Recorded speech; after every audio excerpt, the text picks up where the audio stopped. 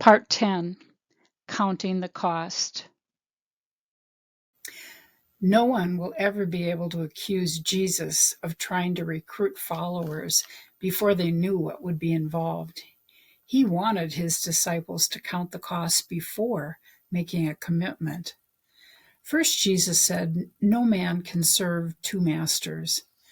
The Greek word for serve means to be a slave to. And it's like Jesus is saying to us, no man can be a slave to two owners. Do you have two owners? Something owns us when we can't stop thinking about it. Our thoughts and our actions are consumed by whatever it is. Our time and energies are directed by it. Maybe it's making money, or taking care of our kids, or the new boat we've purchased. Jesus makes it clear that no split service is possible. Yes, we have a job to do on earth, but all that comes from it isn't ours to keep. We're only a channel of what God gives us so that we can bless others. We are managers of God's money, God's time, His property, family, and relationships. God owns it all, and we own nothing. We are stewards for serving Him only. Next, we see Jesus opening the invitation to be his disciples to anyone.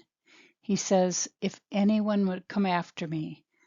And then he lays out 3 qualifications for us to be part of that anyone.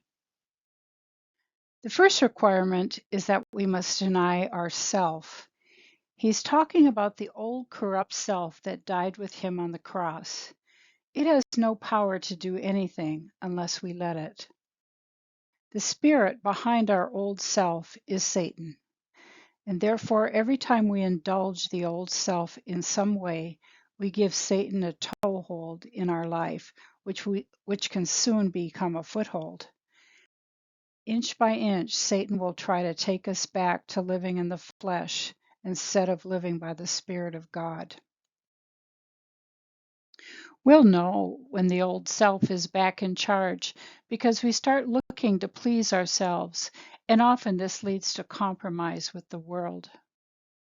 Every time we please head self, we deny Jesus and push him into the back closet of our lives. Meanwhile, our own interests fill the house. The denial of self means much more than just doing without.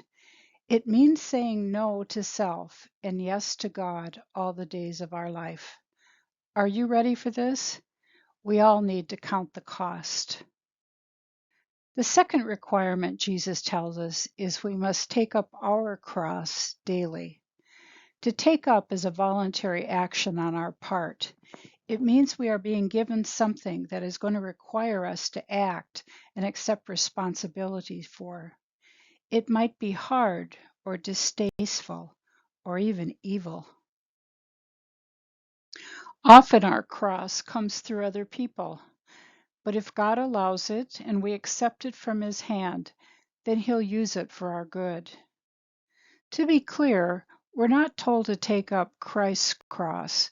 We could never do that. Jesus is the only one who could bear to take up the sins of the world. No, you and I have our own personal crosses to bear, and they have been allowed by God for our good. And while we carry our cross, God is with us and helping us through the Holy Spirit who lives within us.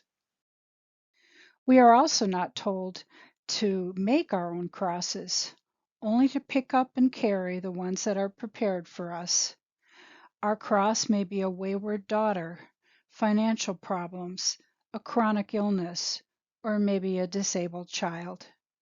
Our personal cross will look quite different from someone else's cross. The problems, inconveniences, and sufferings in your life will become your cross.